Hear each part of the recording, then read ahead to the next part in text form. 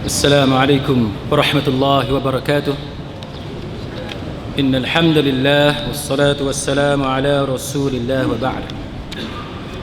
Saudara-saudara kaum muslimin yang dihormati dan dikasihi sekalian, dalam tazkirah ringkas pada tengah hari ini, sambungan kepada khutbah yang saya sampaikan sebentar tadi, saya ingin membawa perhatian tuan-tuan dan puan-puan sekalian sedang hadirin mukminin kepada firman Allah Subhanahu wa taala di dalam Al-Quran, dalam surah An-Najm, surah An-Najm ataupun surah An-Najmi ayat 32. Firman Allah taala, a'udzu billahi minasy syaithanir rajim, fala tuzakku anfusakum, janganlah kamu duk rasa diri kamu tu suci. Jangan kamu duk anggap diri kamu tu suci. Huwa a'lamu bimanittaqa, sedangkan yang sebenarnya tahu siapa yang bertakwa kepada Allah Ta'ala adalah Allah Ta'ala. Allah Ta'ala sahaja yang tahu siapa sebenarnya yang bertakwa kepada Allah Subhanahu wa taala. Sidang hadirin mukminin, kenapakah pesanan-pesanan seperti ini kita utarakan dalam masyarakat? Kerana ada di kalangan masyarakat yang menganggap dirinya suci. Dia rasa bahawa dirinya dekat dengan Allah Taala, sehingga kan dia rasa apa yang dia lakukan itu termasuk dengan beberapa kebolehan yang Allah Taala anugerahkan kepada dirinya itu dianggap sebagai karamah, sebagai keramat yang Allah Ta'ala bagi kepada dia. Dia perasan dia tu Allah Ta'ala bagi keistimewaan, sedangkan sebenarnya itu bukan keramat, bukan sebenar tanda bahawa dia adalah wali Allah, tapi mereka menganggap bahawa mereka adalah wali Allah Subhanahu wa Ta'ala. Sebab itu dalam kata-kata tambahan daripada Imam Asy-Syafi'i ke atas kata-kata Al-Laits menunjukkan bahawa dia tak heran. Dia tak heran, bawalah ada orang boleh berjalan atas air ke, boleh terbang atas udara ke, dia tak heran selagi benda itu, amalan orang itu tidak sesuai dengan Al-Quran dan sunnah Nabi sallallahu alaihi wasallam. Sidang hadirin mukminin, maka kita lihat contohnya Imam Ibn Hajar Al-Asqalani dalam kitab dia Fathul Bari. Imam Ibn Hajar Al-Asqalani salah seorang ulama terkenal dalam mazhab Syafi'i, dan dia menyusun syarah bagi Sahih Bukhari. Dia kata apa tuan-tuan? Dia kata fahaman orang awam ni terpahat, terpatri dalam kepala orang-orang awam. Apa yang terpatri? Apa yang terpahat dalam kepala orang-orang awam? Dia kata bahawa kalau ada benda ajaib, kalau ada kesaktian, ada benda yang extraordinary, benda yang luar biasa, orang itu wali Allah. Itu benda yang ada dalam kepala orang-orang awam. Ibnu Hajar kata, dia kata sebenarnya tanggapan yang macam ni, dia kata tanggapan yang macam ni adalah salah. Ini adalah batil. Sebab apa batil? Kita akan tengok. Dia kata apa? Dia kata sebab ada ketikanya, dia kata ada ketikanya benda-benda yang pelik ni, benda-benda luar biasa ni, yang kita duk rasa takjub, kita rasa kagum, sebenarnya benda tu terhasil dengan sedikit sahaja penipuan. Dia tipu je, macam yang kita cerita tadi kan, nampak terapung padahal dia berpelantar besi kat bawah tu.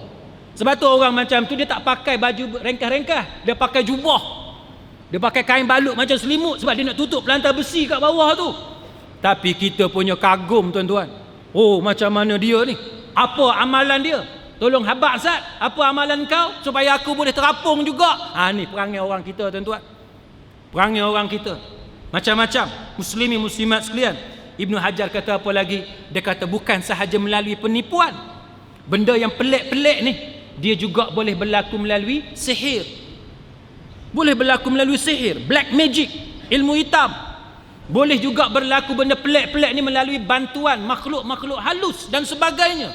maka apa yang ajaib, apa yang luar biasa bukan jaminan, bukan garanti untuk kita kata bahawa orang itu adalah wali Allah. Tak boleh. Tak boleh kita kata dia ni adalah orang yang Allah Ta'ala kasih semata-mata kerana kelebihan yang ada kepada dia. Baik, antaranya muslimin muslimat sekalian, kita tengok dalam satu kisah yang terkenal, ada satu orang, tuan-tuan sekalian, namanya adalah Al-Hallaj. Al-Hallaj ni siapa dia, tuan-tuan sekalian? Al-Hallaj ni dia adalah satu orang yang nama sebetul dia adalah Husain bin Mansur. Husain bin Mansur. Dia ni sangat terkenal, tuan-tuan sekalian. Dia ni seorang yang sangat terkenal. Apa yang terkenal dengan Husain bin Mansur ataupun Al-Hallaj ini? Mengikut para ulama, mereka memperkenalkan Al-Hallaj ni, dikata Al-Hallaj ni, dikata Al-Hallaj huwa Al-Husain bin Mansur Al-Hallaj. Hallaj ni nama dia adalah Al-Husain bin Mansur Al-Hallaj. Dia juga kunyah dia adalah Abu Mughith. Kunyah dia adalah Abu Mughith. Ada juga ulama kata kunyah dia adalah Abu Abdullah. Jadi, tapi yang pentingnya kita nak cerita Al-Hallaj ni satu orang yang terkenal.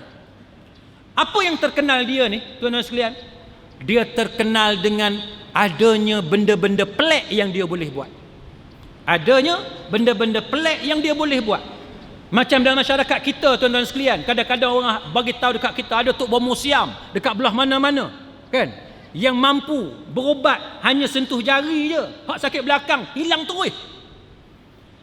Sakit belakang kita 4-5 tahun pergi jumpa dengan doktor pakar yang belajar macam-macam kepakaran, subspecialist dalam beberapa bidang tertentu, tak sembuh-sembuh. Tiba-tiba datang satu bomo siam, satu dukun, satu tok pawang ni, dia boleh sembuhkan kita hanya sentuhan jari. Ni jaga-jaga. Benda yang macam ni kena jaga-jaga. Inilah yang berlaku kepada Al-Hallaj. Al-Hallaj ni, muslimin muslimat sekalian, sebahagian ulama mengatakan bahawa dia adalah orang zindik. Siapa dia zindik ni? Yang kata zindik ni siapa dia? Baik. Para ulama berbeza pendapat. Yang kata zindik ni apa dia? Tapi ringkas ceritanya, zindik ni lebih kurang macam munafik. Lebih kurang macam munafik. Luarnya Islam, dalam tu tersembunyi kekufuran. Antaranya dalam kamus fiqh yang dikarang oleh Dr. Sa'di Abu Habib, dia kata apa? Dia kata zindik ataupun al-zindik, dia kata ialah seseorang yang tidak berpegang teguh kepada ajaran agama, ataupun dikenali sebagai mulhid ataupun etis, orang yang tidak percaya kepada agama, orang yang dalam diri dia tidak ada agama. Ibnu Kamal mengatakan bahawa zindik ialah orang yang menolak ketaatan kepada Allah, mendukung kemusyrikan, syirik kepada Allah, dan mengingkari hukum Allah Subhanahu wa taala. Tapi ringkas ceritanya, walaupun ulama berbeza pendapat makna zindik tu apa, tapi ringkas ceritanya lebih kurang macam munafik. Muslimin muslimat sekalian, menurut Imam Asy-Syafi'i, Imam Malik, Imam Ahmad bin Hanbal, zindik ialah orang yang menampakkan keislaman tapi menyembunyikan kekafiran dia. Zaman Nabi, orang ini disebut sebagai orang munafik, tapi dari segi istilah syarak ia dikenali sebagai zindik. Baik, apa yang berlaku, muslimin muslimat sekalian? Didapati bahawa kalau mengikut Al-Hafiz Ibnu Hajar Al-Asqalani, dia kata puak-puak zindik ni, puak-puak yang pengikut zanadiqah ini adalah pengikut kumpulan-kumpulan tertentu. Dia ada puak-puak dia yang tertentu, yang mana akidah mereka ni bercampur baur, bercampur belaka. Akidah Islam pun ada, akidah syirik pun ada. Dan kadang-kadang dia boleh mendakwa dengan dakwaan-dakwaan yang boleh membatalkan syahadah. Antaranya Al-Hallaj ni, muslimin, saudara-saudara kaum muslimin sekalian, dia mendakwa tentang kenabian. Dia mendakwa dia dilantik sebagai nabi. Sampai ke tahap tu, tuan-tuan sekalian. Dia mendakwa bahawa antaranya ada yang kata, dia kata bahawa anallah, aku adalah Allah. Ada sampai ke tahap itu. Dan ada sampai ke tahap dia memerintahkan kepada isteri dia, kepada anak dia, bisujudi lahu, supaya sujud kepada dia. Sampai ke taraf tu, tuan-tuan. Adakah benda ni tidak ada dalam masyarakat kita hari ni? Kita boleh tengok dalam YouTube, ada di Pakistan, ada di India dan sebagainya. Satu orang yang nampak macam tok guru, tiba-tiba ada pengikut dia datang, duk cium kaki dia. Macam-macam kita tengok, yang ambil air kakinya dan sapu dekat muka dan sebagainya. Ini adalah contoh bagaimana pengulangan demi pengulangan daripada siri kesesatan yang pernah berlaku pada zaman lampau. Zaman lampau benda ni dah ada dah. Zaman sekarang benda tu masih duk ada. Sebab apa tuan-tuan? Kerana kejahilan umat. Umat jahil nak beza antara yang baik dengan yang buruk. Tuan-tuan sekalian, para ulama mengatakan bahawa kalau keramat ni, kalau benda luar biasa ni, benda istimewa pelik-pelik ni menjadi kayu ukuran bahawa orang itu dekat dengan Allah Ta'ala, maka siapa lebih dekat dengan Allah, siapa lebih tinggi martabat dia, kekananan dia, antara Abu Bakar Siddiq dengan Umar Al-Khattab? Siapa lebih mulia, Umar Al-Khattab ataupun Abu Bakar Siddiq? Para ulama sepakat mengatakan bahawa antara dua sahabat Nabi ini, yang lebih kanan, yang lebih tinggi darjat dia, yang mempunyai kelebihan yang lebih banyak daripada antara dua orang ini adalah Abu Bakar As-Siddiq radhiyallahu anhu. Abu Bakar As-Siddiq lebih mulia. Iman dia adalah iman yang paling tinggi, tak boleh nak banding dengan iman orang lain. Tapi tuan-tuan, dari segi keramat, dari segi kelebihan, siapa lebih banyak? Abu Bakar As-Siddiq lebih banyak atau Umar Al-Khattab yang lebih banyak? Sejarah menceritakan kepada kita bahawa Umar Al-Khattab yang lebih banyak keramat dia, yang lebih banyak benda luar biasa berbanding dengan Abu Bakar As-Siddiq. Umar Al-Khattab duduk belah sini, peperangan jauh daripada tempat dia, dia boleh bagi arahan kepada jeneral tentera dia, panglima tentera dia, apa yang patut dibuat. Itu antara kelebihan Umar Al-Khattab yang tidak ada pada Abu Bakar Siddiq. Tetapi para ulama tak pernah mengatakan bahawa dengan sebab keramat yang dimiliki oleh Umar Al-Khattab, maka Umar lebih mulia daripada Abu Bakar Siddiq. Tidak. Iman Abu Bakar Siddiq jauh lebih baik daripada kita semua, tuan-tuan. Maka kita kena berhati-hati apabila kita membuat ukuran-ukuran seperti ini. Sidang hadirin mukminin, maka kita melihat bagaimana Al-Hallaj ini, secara ringkasnya kita dapati bahawa peristiwa ini berlaku, antaranya di kota Baghdad pun pernah berlaku. Dia pernah masuk ke Mekah, duduk di Masjidil Haram dan sebagainya. Apa yang benda pelik yang ada pada Al-Hallaj sampai orang ramai terpaut dengan kehebatan Al-Hallaj? Antaranya para ulama menceritakan dalam sejarah, antaranya ialah kelebihan dia yang menyebabkan orang terpaut kepada dia. Bila dia duduk di Masjidil Haram, dia tak cari tempat teduh. Kita cari tempat teduh, ada aircon, tempat aircon tu lah hak ramai ya. Ataupun bawah kipas. Dia tak, dia pergi Masjidil Haram, tengah-tengah panas tu lah dia duduk.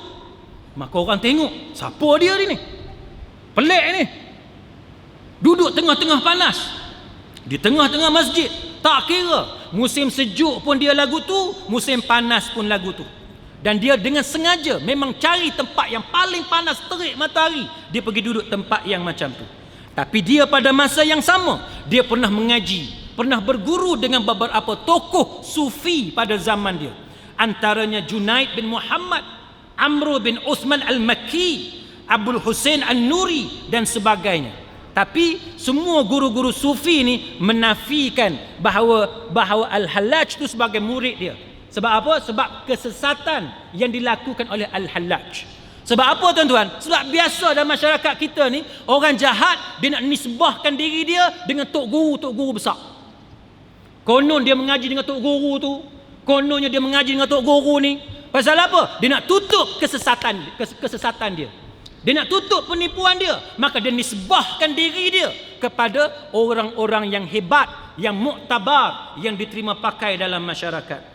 Baik, sidang hadirin mukminin, sebagai cerita akhirnya, apa benda antara penipuan dia Dia tipu orang macam mana tuan-tuan? Dia tipu. Dia nak tunjuk dia keramat ni. Dia nak tunjuk dia keramat. Dia pergi dekat tengah padang. Dia pun ambil buah-buah, dia sembunyi. Buah-buah di tempat-tempat yang tertentu. Dia sembunyi buah-buah di tempat-tempat yang tertentu. Pada masa yang lain datang orang-orang susah. Minta tolong, minta bantuan dan sebagainya. Nak cari makanan tak tahu, nak cari makanan dekat mana. Dia sembunyi awal-awal dah tuan-tuan. Dia sembunyi awal-awal dah buah-buah ni. Dia kata, aku boleh tolong engkau. Engkau pergi kat satu tempat yang aku tunjuk ni, engkau cari. Kalau ada, itu adalah rezeki daripada Allah. Orang pun hak susah ni, dia pergi tempat yang memang tak ada buah. Dalam kepala tak mungkin ada buah di situ. Bukan dekat pokok, tempat yang di balik batu-batu dan sebagainya. Orang tu pergi tengok-tengok ada buah sungguh.